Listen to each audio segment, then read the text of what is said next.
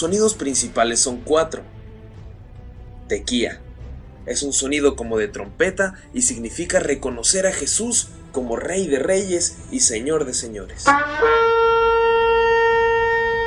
Shevarim son 3 notas cortas y significa doblegarnos ante Dios, clamar para que su misericordia descienda sobre su pueblo. Terúa son 9 notas pequeñas en rápida sucesión, que simbolizan un sonido de alarma. Este es un sonido de guerra, es un sonido devastador. Y Tequía Gadola es una nota mantenida al máximo, sin corte alguno, y significa la voz de Dios llamándonos al arrepentimiento.